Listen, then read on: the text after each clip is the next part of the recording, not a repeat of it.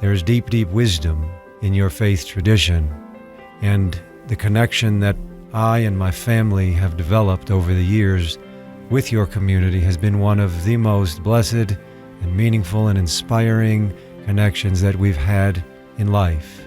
I've learned a tremendous amount about the soul and about myself and about life because of our connection.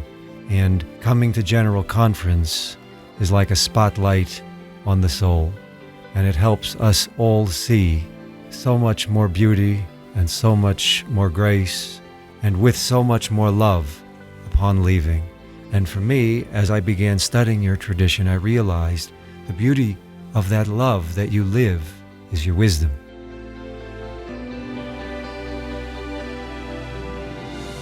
This is Sarah Jane Weaver, Executive Editor of the Church News, welcoming you to the Church News Podcast. We are taking you on a journey of connection as we discuss news and events of the Church of Jesus Christ of Latter-day Saints. Members of the Church of Jesus Christ of Latter-day Saints and friends of the Church just participated in the 193rd Semiannual General Conference, listening to Latter-day Saint leaders offer counsel and direction. In the congregation during General Conference was Rabbi Joe Charnes. Rabbi Charnes received his BA in psychology from California State University, Northridge. He went on to study in traditional Jewish seminaries in California, New York, and Israel. He has studied Judaism and Christianity comparatively for over 20 years and has been involved in numerous Jewish, Christian, interfaith, and multi-faith events. He's also been a frequent guest lecturer across the country. As a member of another faith, he joins this special post-conference edition of the Church News Podcast to share some of his reactions to General Conference. Mary Richards, Church News reporter, joins him as a guest host. Welcome, Rabbi Charnes and Mary, to the Church News Podcast. Rabbi Charnes, for this conversation, would you mind if I called you Rabbi Joe? I feel like we're friends. Yes, I would be honored. Thank you. Thank you so much. And thank you for being here. It was so wonderful to see you in the conference center. We met there in the Sunday afternoon session of General Conference, this past General Conference of the Church of Jesus Christ of Latter-day Saints. And I wanted to ask you, why did you attend? What brought you to Salt Lake City from Colorado Springs, Colorado, to attend General Conference? The simple answer is my dear, beloved friend / spiritual brother, Brother Mike Law. Mike Law has been a real gift in our lives, which we will discuss, I'm sure, more. But he has gotten us access to General Conference for the last few years, and that's why we're physically here. On a deeper level, why we're here, which is what I think you're asking, what brought us. And we ultimately came from Monterey, California, but our home is in Colorado. Why we ultimately came to General Conference is because of a very long connection that I've had with the LDS community, and it began very early on with Brother Mike Law. And we lived in Colorado near him for several years. And what happened over our time together, as I grew in understanding and the knowledge of your faith, I began to really connect more with your community, and not only the beauty of the work that you do for the world, but the beauty of the soul that your community strives to uncover and discover. There is deep, deep wisdom in your faith tradition, and the connection that I and my family have developed over the years with your community has been one of the most blessed and meaningful and inspiring connections that we've had in life. I've learned a tremendous amount about the soul and about myself and about life because of our connection and how you live, specifically how you live. So what I see in your lives, the lives that you live, are the blossoming fruits of your faith, the beauty, the light, the grace, the love, and the wisdom. And it's something that I have grown tremendously as a result of. I am a person of faith, but sometimes we all are blinded by our own beings, and sometimes it takes the light and the brilliance of another to help you see that light within yourself. And coming to General Conference is like a spotlight on the soul or into the soul, and it helps us all see so much more beauty and so much more grace and with so much more love upon leaving. So that's why ultimately we're here, because we've been invited, but we come back. In addition to being invited, it's because we're blessed. We're truly blessed by being in your presence. It is a gift of glory to come to General Conference and be in your community. I love how you spoke about friendships between faiths, and also these messages you heard that deepen that faith, deepen that conversion, and that spotlight on the soul really, really struck me. I feel like each person can come away from General Conference with different promptings, different thoughts, different messages that really resonated with them. I heard messages of faith and endurance and love and comfort. My siblings, as they talked to me, had other things that stuck out to them. What kind of messages in particular stuck out to you from this last General Conference? Yeah, I love how you said different messages, because it was interesting.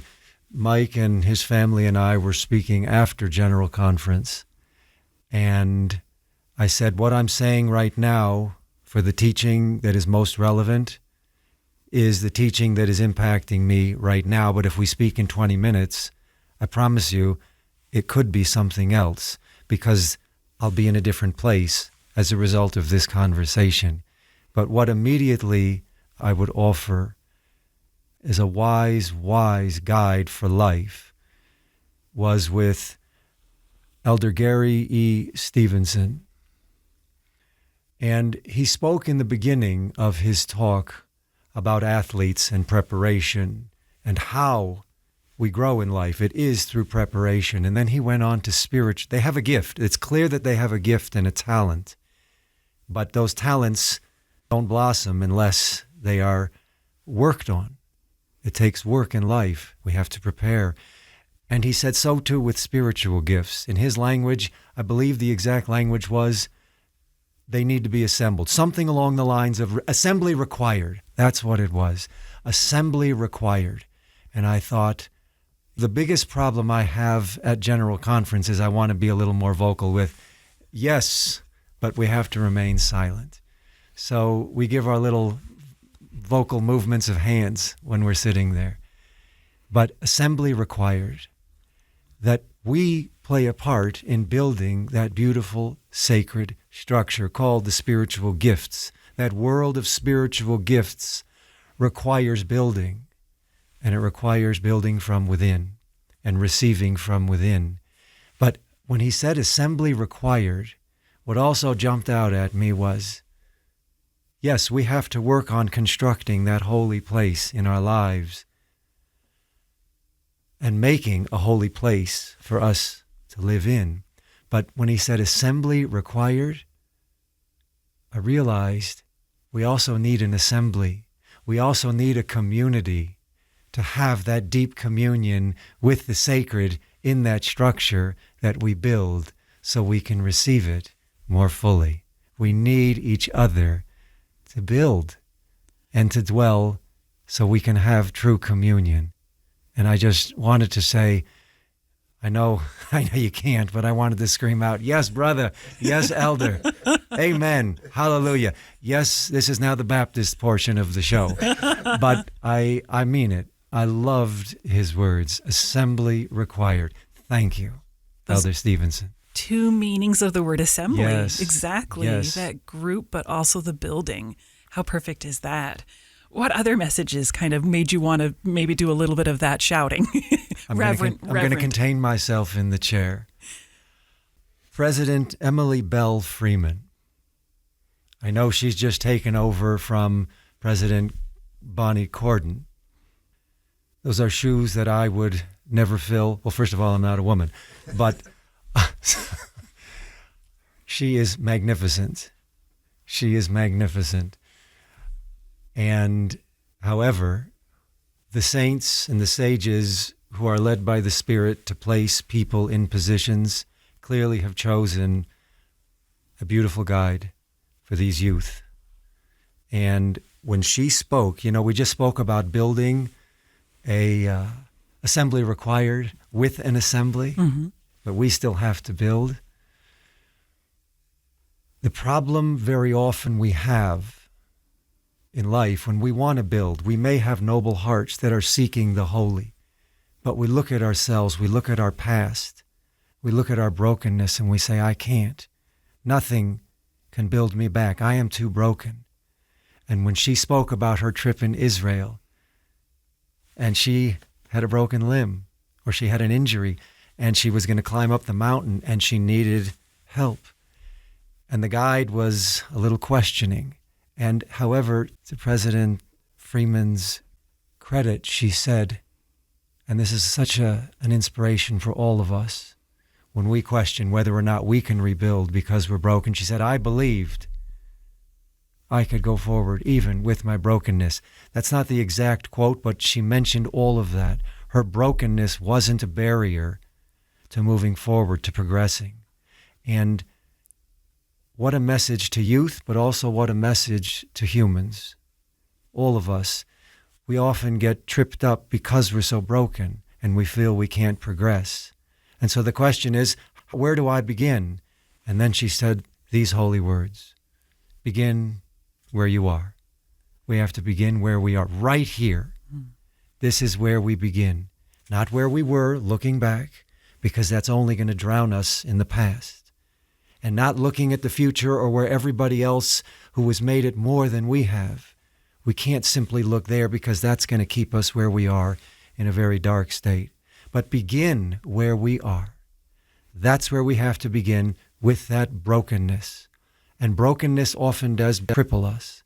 But there's the teaching also from a great rabbi or a Rebbe, the Kotzker Rebbe. And he was a broken man himself. And he said, and I'm slightly adding to it, filling in what I believe he meant, but he said there's nothing more beautiful or whole than a completely broken heart. And all of the brokenness is what he was referencing, I believe. I added a few words to fill it out. He was broken, tragically broken. He was broken down, but he was also broken open.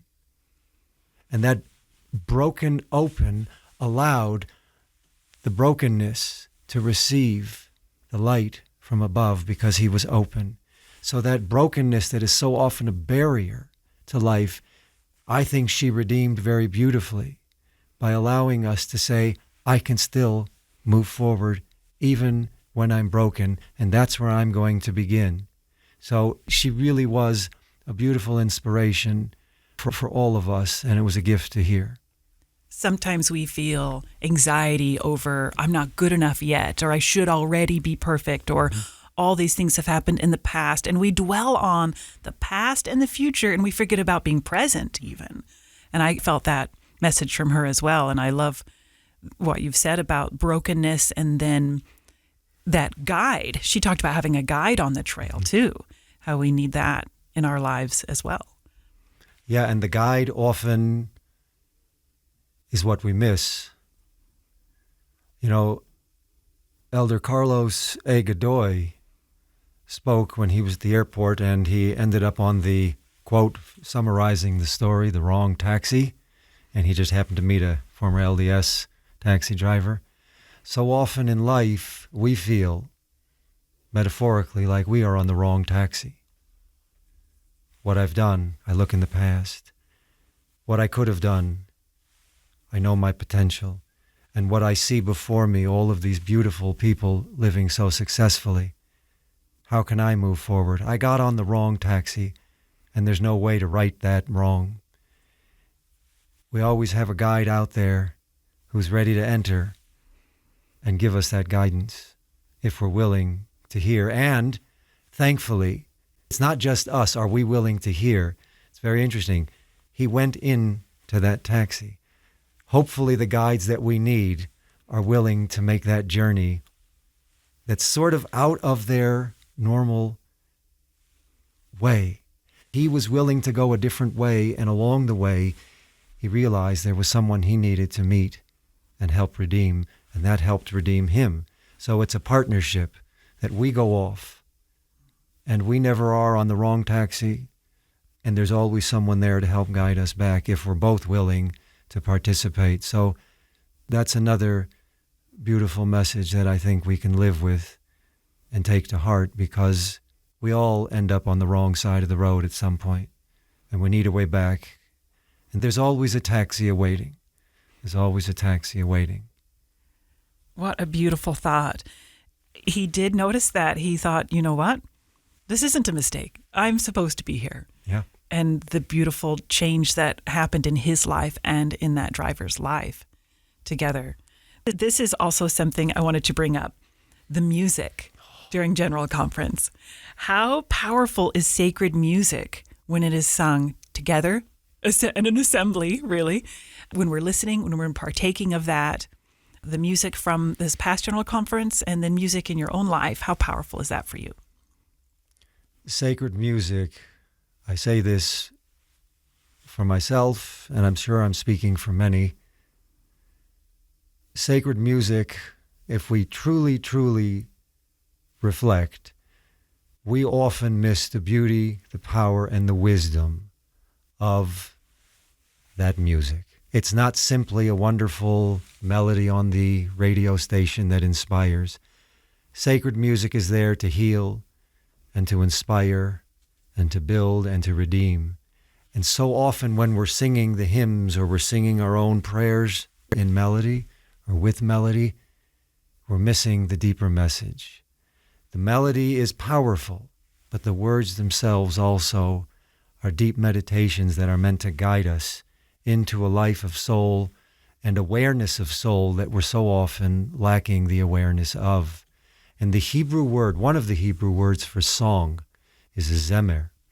And in Hebrew, it's also related to the word for to prune. And the beautiful, you saw it. Yes. The idea there is that this sacred music is not just something that is beautiful to listen to. It's not simply auditory. It's meant to prune us in the most beautiful way, to refine us so that we can bear more beautiful fruit and sing more beautiful melodies. It's wisdom in song guiding us how to live in life. And very often we simply focus on the melody. But the melodies and the songs, the hymns that are, I can't even say sung because it's not singing. It's an angelic choir with an angelic community inspiring the angelic within. And so often we have a Yiddish term like my kishkas, my innards are twisting. They're twisting over the beauty and the power of these meditations, these sacred meditations. And it's a blessing from on high to be able to be in the presence of such song and such light, because it is the light of song, the light of melody, and that melody is still singing. I try never to lose that melody in my life, although I do. So that's why we come back. For that process again. Absolutely. When I teach in primary, in my congregation, primary for our younger children, many times the most effective moments, effective might not be the right word, but the most beautiful, poignant moments are when we are singing. And we're trying to point out to the children, how do you feel right now? Because just like you said, you feel something inside. And so if I can help my own children pinpoint or recognize that they're feeling something in that moment as they're singing and as they're listening to music, then that's the way that perhaps they can start to recognize spiritual messages coming to them.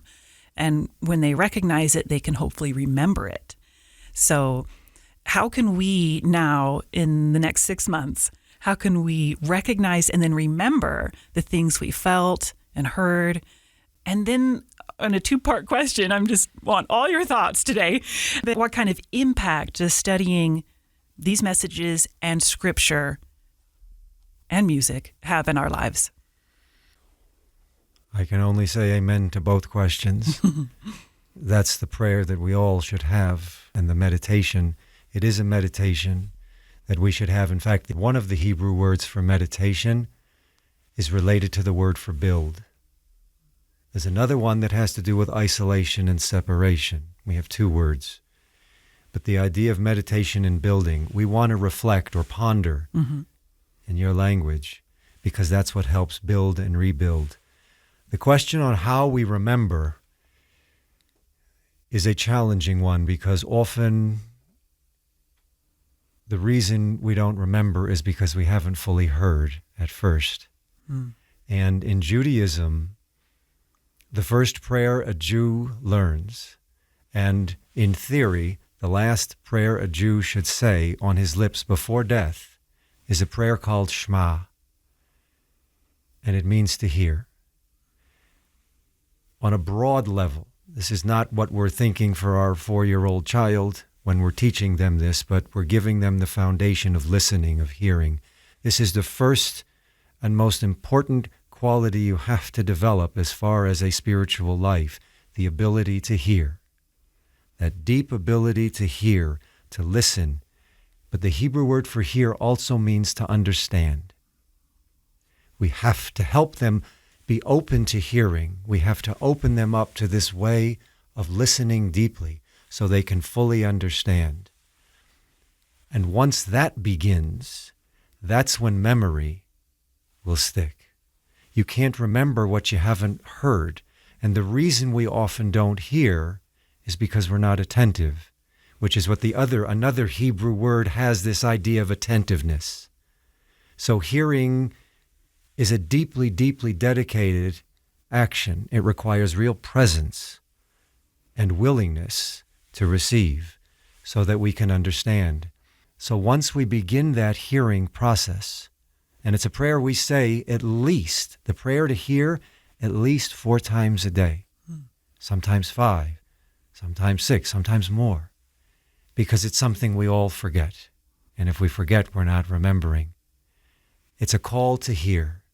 And we cry it out. It's one of the few prayers, it's only a few prayers that we cry out aloud in unison in the Jewish tradition.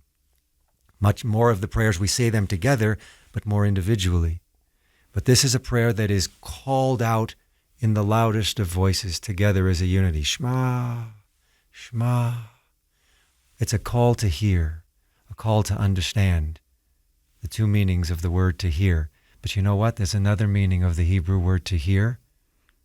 It also means to observe or to heed. Because the only way you're going to live the beautiful messages that are in the prayers or that are in our sacred text is if we understand them. But we can't understand without hearing.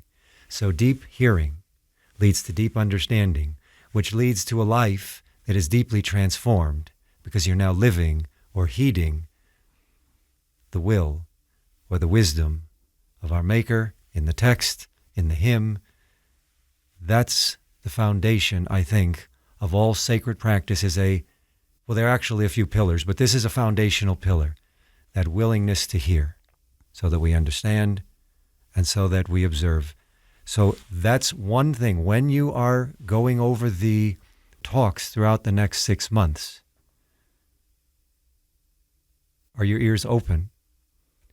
The rabbis teach the ears are the gateway to the mind and the doors of the heart. Okay? Sometimes we hear with our minds, but it doesn't transform the heart. We have to allow both heart and mind to receive that wisdom. And sometimes the Hebrew word for heart also means mind. So it's heart-mind hearing. Mm-hmm. It's a unified hearing of holy, holy wisdom. If we begin by hearing the messages that we may have missed we missed plenty of during these last 2 days where there's several messages were given. So we need to revisit them, but we need to do so more slowly and with more awareness. It's not simply what it says. In the Jewish mindset, here's what the text says. Here's what the speakers said. And now, how do we uncover the deeper layers of what they mean? There are always layered depths to the sacred. It's spiral depths. Okay, it's colorful depths. It's broad and deep, deep wisdom that is there. And a 6-year-old will hear it differently from a 60-year-old, hopefully. But it's an enriching depth. It's an inspiring depth. But it begins, first of all, with the desire to hear, if I could even preface the idea of hearing, like it says in Proverbs, when it says about the beginning of wisdom is the desire for wisdom. So I come to the text, I come to the talk, and I ask, do I have a desire for this wisdom?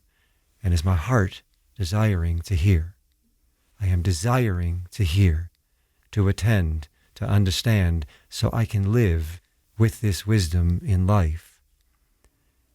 Then, that's the second part of your question. If we begin with that and slow down, if you get through one verse of Come Follow Me or of a general authorities talks, one verse will root you in a way that you'll never understand if you go through the whole talk. You can spend an hour, and I do this with Brother Law. We spend time each week on 1 or 2 verses, probably an hour. We've read the whole section. And then we delve in, and our roots go deep, and that's where the well springs are. Deep well springs of wisdom, of light, of grace, and of understanding. And not everybody's interested in that level of depth. But you got to go deeper than the surface to get some nutritive value. So remember to hear. Incline your ear.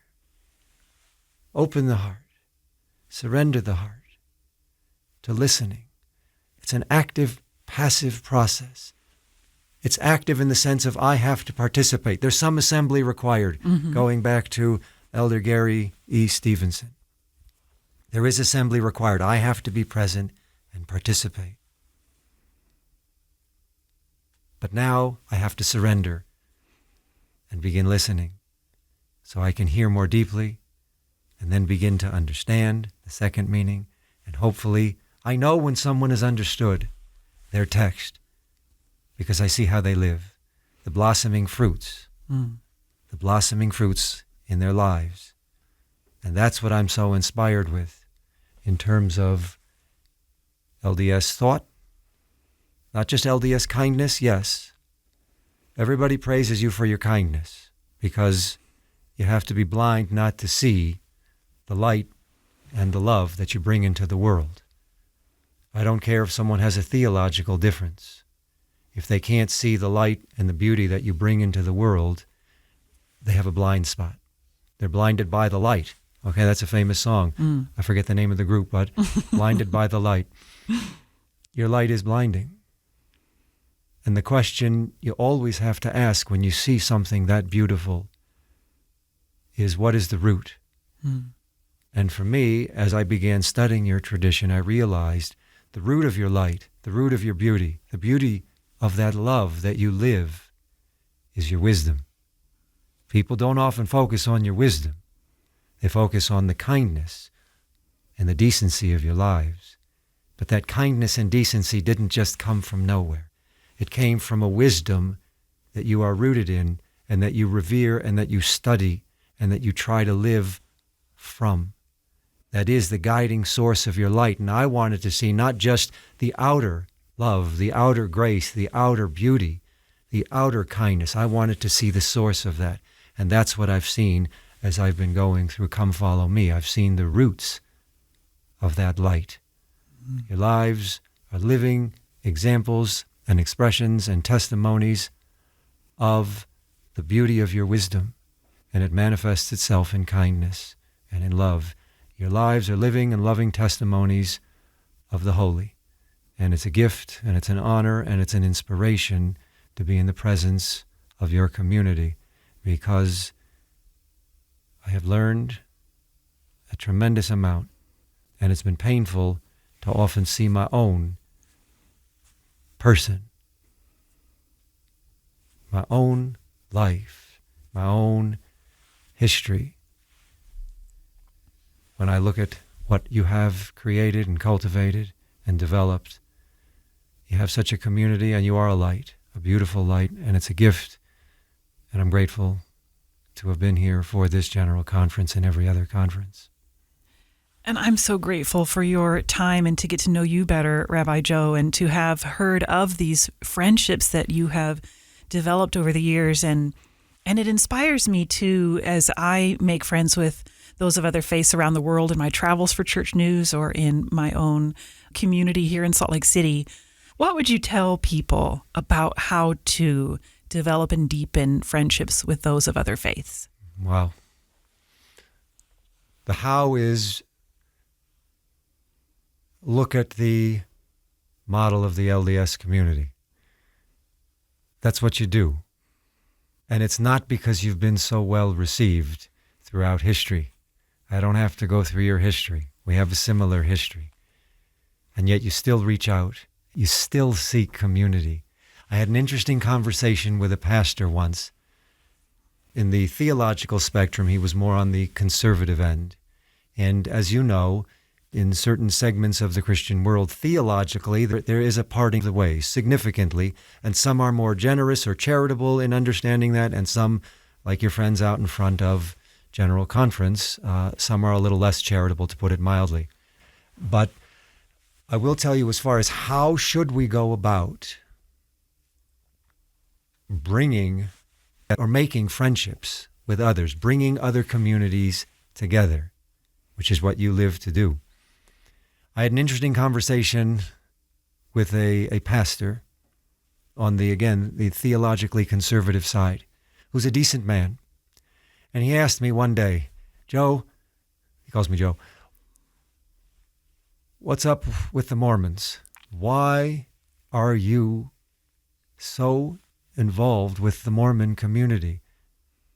I understand they do service, fine, but you study with them. And you actually think very highly of their wisdom. And I said, let me ask you a question. Does goodness ever come from evil? He said, no. I said, does truth ever come from falsehood? And he said, no. I said, how about godliness, which is what we're all seeking? Does godliness ever come from the devil? And he said, no. And I said, well, let me just ask you, do you see the goodness that the Latter-day Saint community brings to the world? And he said, yes. Is that godly goodness their actions? And he said, yes. And is it true how they're living in service to other human beings? And he said, yes. I said, well, those are the three reasons that I do so. It can't be of the devil.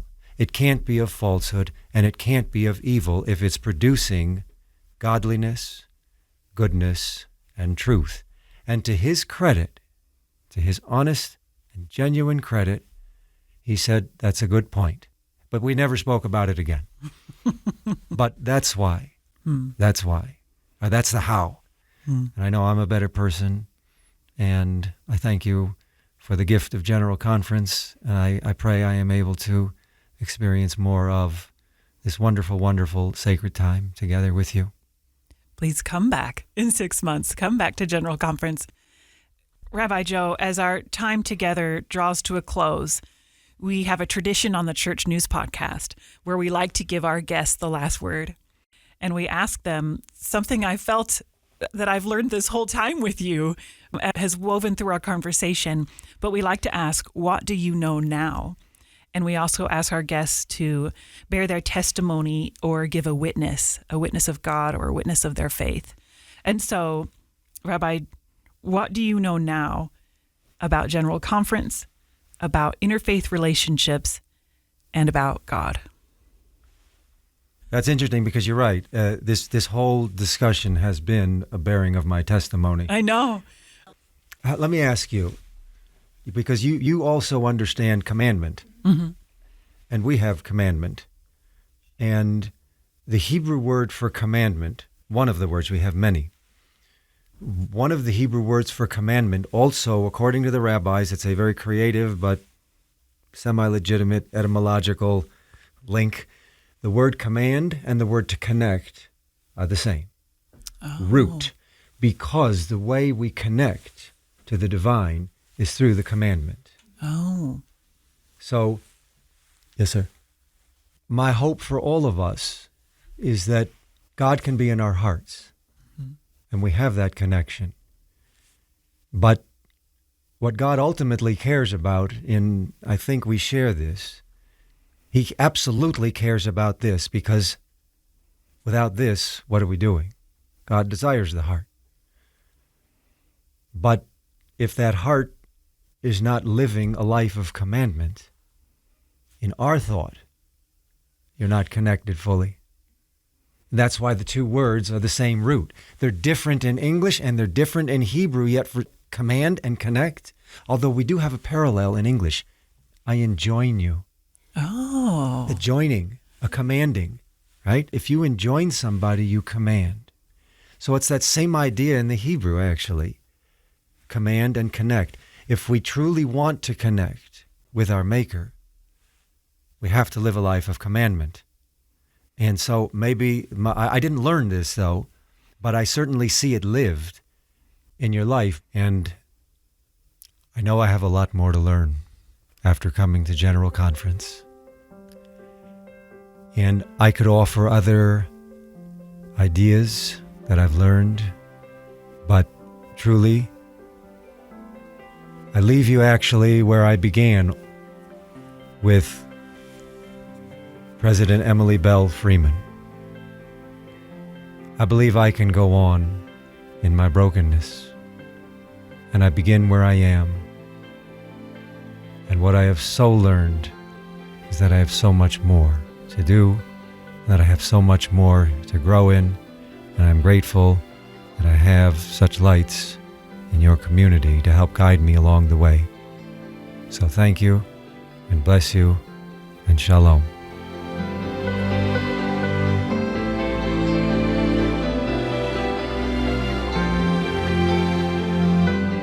You have been listening to the Church News Podcast. I'm your host, Church News Executive Editor Sarah Jane Weaver. I hope you have learned something today about the Church of Jesus Christ of Latter-day Saints by peering with me through the Church News window. Please remember to subscribe, rate, and review this podcast so it can be accessible to more people. And if you enjoyed the messages we shared today, please make sure you share the podcast with others. Thanks to our guests, my producer Kellyanne Halverson, and others who make this podcast possible. Join us every week for a new episode. Find us on your favorite podcasting channels or with other news and updates on the church on thechurchnews.com.